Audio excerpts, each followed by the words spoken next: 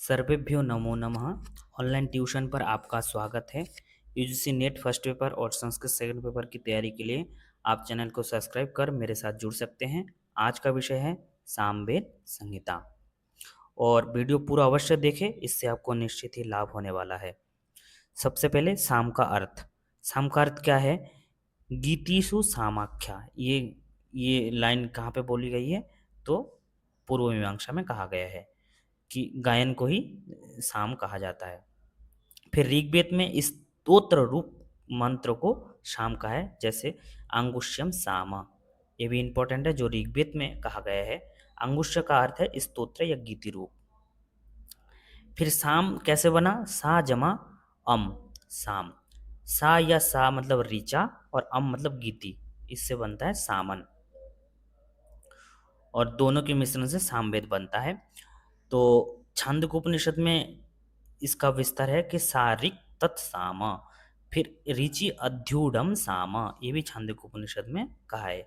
फिर ये भी इम्पोर्टेंट वाक्य है, अमो अहमस्मि सात्वम, साम अहमस्मि ऋक् त्वम, द्योरहम पृथिवी त्वम, ताभिः सम भवाव प्रजामा जनया बहै।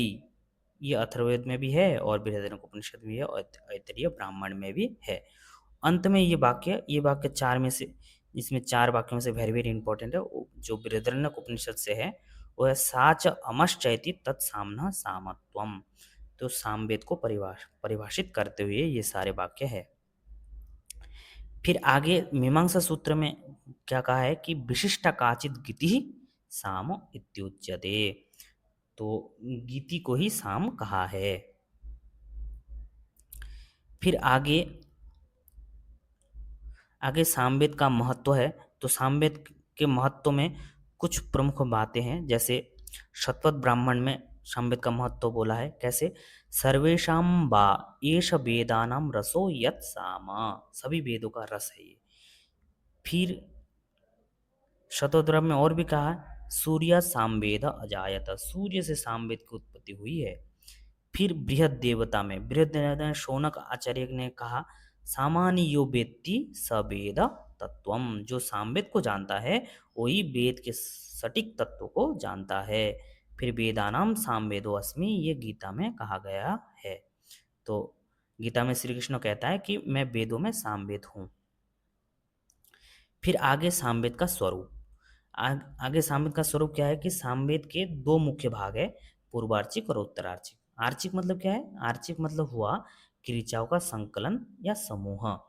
पूर्वार्चिक में भी चार कांड है। कौन कौन से? आग्नेय, इंद्र, पवमान और आरण्य कांड। पूर्वार्चिक में 6 अध्याय है, मतलब 4 कांड तो है ही है और 4 कांडों में 6 अध्याय है। और दशती क्यों कहा जाता है? क्योंकि 10 ऋचाएं है हर एक कांड में। फिर आगे ये इंपॉर्टेंट बातें हैं, क्या है कि ऋचा साम रसः, सामना उद्गितो रसः, रसतमा परम परार्ध्य उद्गितः, ये छांदोग्य उपनिषद में कहा गया है। तो ये वाक्य भी इंपॉर्टेंट है। फिर आगे है उत्तरार्चिक। उत्तरार्चिक में 9 प्रपाठक है। तो इस तरह से उत्तरार्ची में कुल 400 सूक्त हैं और मंत्र की संख्या 1225। और पूर्वार्चिक में मंत्र कितने हैं? पूर्वार्चिक में मंत्र है इसमें 625 मंत्र है ना। तो इस प्रकार सामवेद में कुल कितने मंत्र हो जाते हैं? 1895 है ना। नहीं, 1875 मंत्र कुल है इसमें सामवेद में। और 1975 यजुर्वेद में है और सामवेद में 1875, मतलब 100 मंत्रों का हेर फेर है, कम यहाँ पे है। फिर है शतपथ ब्राह्मण में सामवेद के अक्षरों की भी गणना प्रस्तुत की गई है। जैसे शतपथ ब्राह्मण के अनुसार सामवेद में 4000 बृहति छंद के बराबर अक्षर है, अर्थात 1,44,000। तो आपको बस इतना ध्यान रखना है कि सामवेद की अक्षरों की संख्या शतपथ ब्राह्मण के अनुसार कितने हैं? 1,44,000। बस इसी चीज को ध्यान रखना है, क्योंकि आजकल अक्षर भी पूछ लेते हैं कभी कभी।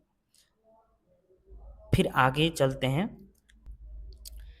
और सामवेद की शाखा के बारे में पतंजलि क्या कहते हैं? सहस्र वर्तमा सामवेदा, सहस्राध्वा सामवेदा, मतलब है कि सहस्र मतलब 1000, 1000 अध्याय है।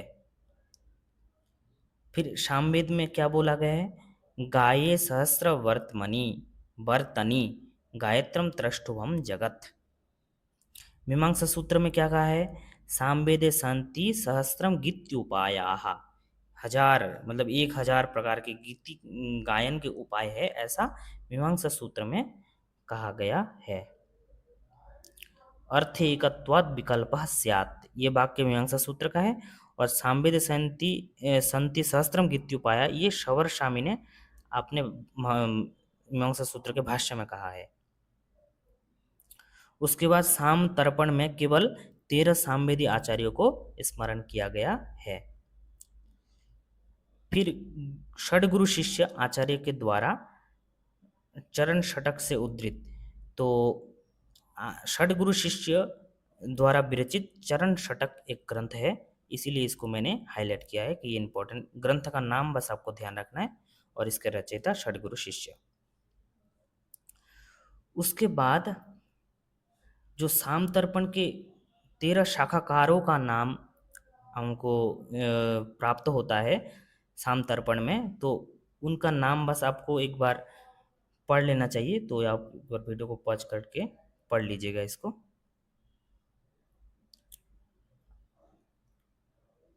फिर आगे चलते हैं। आगे है कि सामवेद के केवल 3 शाखाएं उपलब्ध है वर्तमान में, वो है कौथुमीय, राणायनीय और जैमिनीय। और कौथुमीय शाखा ही सर्वत्र वर्तमान में प्रचलित है।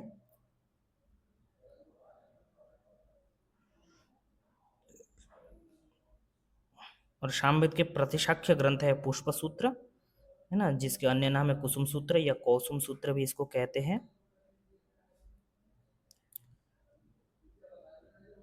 उसके बाद राणायनीय शाखा आता है। तो राणायनीय नियो की एक शाखा सात्यमुग्री है। सात्यमुग्री भी एक राणायनियों की एक शाखा है, तो ये थोड़ा नया नाम है, तो इसीलिए इसको ध्यान रखना चाहिए। फिर जैमिनीय शाखा आता है। फिर है सामवेद के प्रतिपाद्य विषय।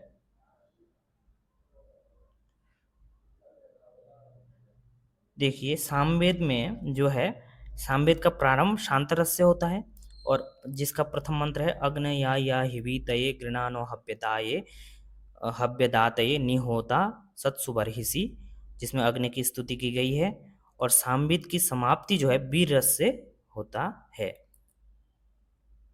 तो ये भी ध्यान रखिएगा कि पूछ सकता है कि किस वेद की समाप्ति वीर रस से होती है, तो आपको बताना है सामवेद। फिर है सामवेदीय संगीत। और संगीत के बहुत इंपॉर्टेंट इंपॉर्टेंट बातें हैं जो ध्यान रखने वाली है, जैसे उदात्त अनुदात्त स्वरित है, तो उदात्त के लिए एक वर्ण है ना, और अनुदात्त के लिए 3 वर्ण है, 3 3 संख्या है, और स्वरित के लिए 2 संख्या है। और प्रचय भी एक स्वर है ना, आता है। फिर हाँ, स्वर 7 है, हम सबको पता है। ग्राम 3 है, मूर्छना 21 है, और तान जो है वो 49 है। 7 स्वर कौन कौन से है, ये वेरी वेरी इंपॉर्टेंट है। षडज, ऋषभ, गांधार, मध्यम, पंचम, धैवत, निषाद। बिल्कुल आसान है, बिल्कुल भी आपको एक बार में ही याद हो जाएगा। वो कैसे? जैसे हम बोलते हैं सा रे गा मा पा धा नी, तो नी मतलब निषाद, धा मतलब धैवत, पा मतलब पंचम। तो वही उसी का ही मतलब मूल का संक्षिप्त रूप है सारे गामा पाधा नी, और ये सामवेद से ही लिया गया है।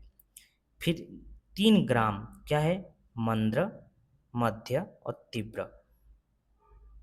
तो इस तरह से 21 मूर्छनाएं हैं, और तान जो है वो 49 है। और इसीलिए देखो नारदीय शिक्षा में एक श्लोक भी आता है। वो श्लोक क्या है? सप्त स्वराः त्रयो ग्रामाः मूर्छनास्त्वेक विंशतिः ताना एकोनपञ्चाशत् इत्येतत् स्वरमण्डलम्, है ना। फिर है साम विकार। नहीं, नारदीय शिक्षा में और एक श्लोक है, वो है कि यह सामगानाम प्रथमा स बेनुर्मध्यमा स्वरः। जो सामगानाम प्रथम है वो बेनु में मध्यम स्वर है।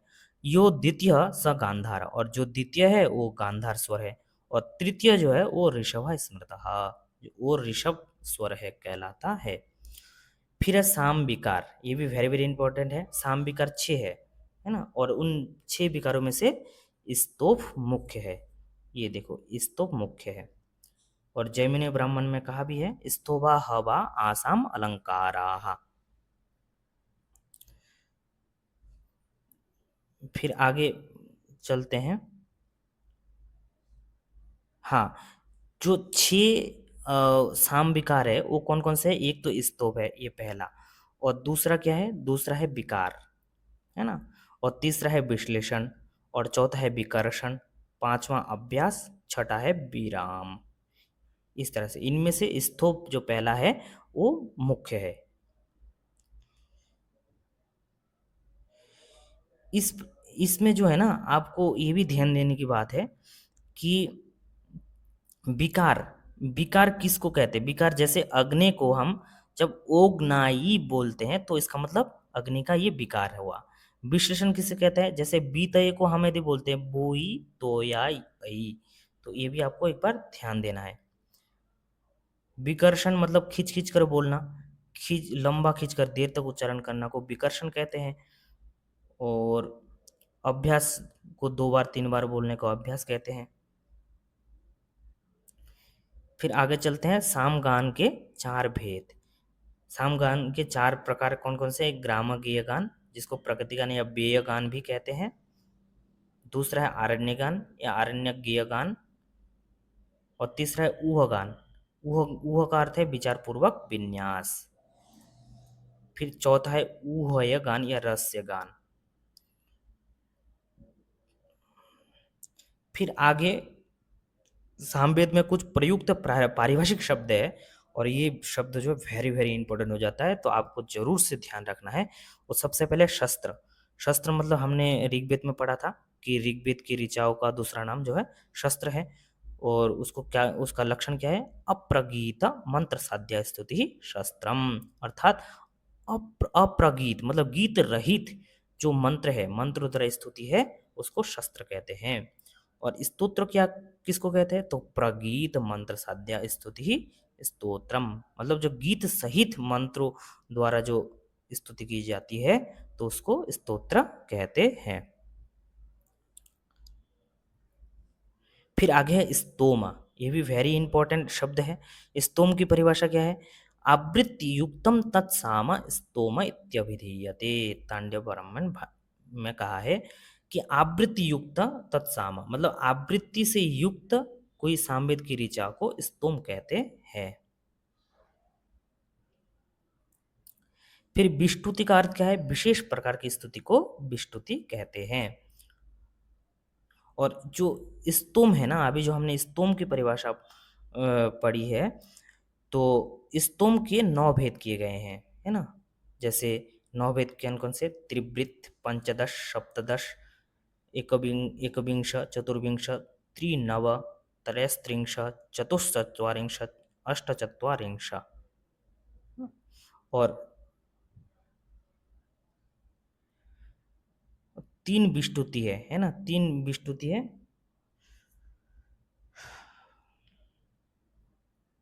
फिर आगे चलते हैं। आगे जो है इसमें सामगान की 5 भक्तियाँ या 5 विभाग, ये भी इंपॉर्टेंट है। पंचविध सूत्र में सामगान की 5 भक्तियों का वर्णन है। वो क्या है? प्रस्ताव, एक, उद्गीत, प्रतिहार, उपद्रव, निधनानि भक्तयः। 5 भक्तियाँ यहाँ तक है। और इनमें से सप्तवा हिंकार प्रस्तावात पूर्व, जो हिंग है वो प्रस्ताव से पूर्व लगाते हैं। और उद्गीतात ओंकार मतलब उद्गीत, ये जो उद्गीत है उस उद्गीत से पूर्व जो है ओंकार लगाते हैं, ऐसा वरदराज आचार्य के अनुसार। तो इसके इससे मतलब ओंकार और हिंकार ये दोनों जुड़ जाने से 5 तो पहले से था और फिर भक्तियों की संख्या हो जाती है 7, है ना। तो इस प्रकार जो है उम, फिर आगे है नारदीय शिक्षा। नारदीय शिक्षा में ये इंपॉर्टेंट बात है, नारदीय शिक्षा में या पाणिनीय शिक्षा में भी ये प्राप्त होता है। उदात्ते निषाद गांधारौ अनुदात्ते ऋषभदैवतौ स्वरित प्रभवा हेते षड्ज मध्यम पंचमाः। मतलब उदात्त में निषाद और गांधार स्वर होते हैं, अनुदात्त में ऋषभ और दैवत स्वर होते हैं, स्वरित प्रभवा हेते मतलब और स्वरित में क्या होते हैं, इनके अतिरिक्त जितने भी हैं षड्ज मध्यम पंचमा ये 3 स्वर स्वरित में होते हैं। उसके बाद क्रस्टु क्रुष्ट स्वर। क्रुष्ट स्वर किसी स्वर को खींचकर ऊपर स्थापित करने का बोध कराता है ना, खींचकर ऊपर स्थापित करने का बोध कराता है। हाँ, आगे जो है देख देख लीजिएगा, स्वामी प्रज्ञानंद कृत, प्रज्ञानंद आचार्य कृत, इनका ग्रंथ है historical development of Indian music. ये ग्रंथ भी वेरी वेरी इंपॉर्टेंट है, तो आपको इसको याद रखना है और नोट डाउन भी कर लेना है। स्वामी प्रज्ञानानंद कृत ग्रंथ है ये। तो इस प्रकार आज की कक्षा पूरी होती है, और कोई सुझाव हो या विषय से संबंधित कोई प्रश्न जिज्ञासा तो आप अवश्य कमेंट करके बताइए।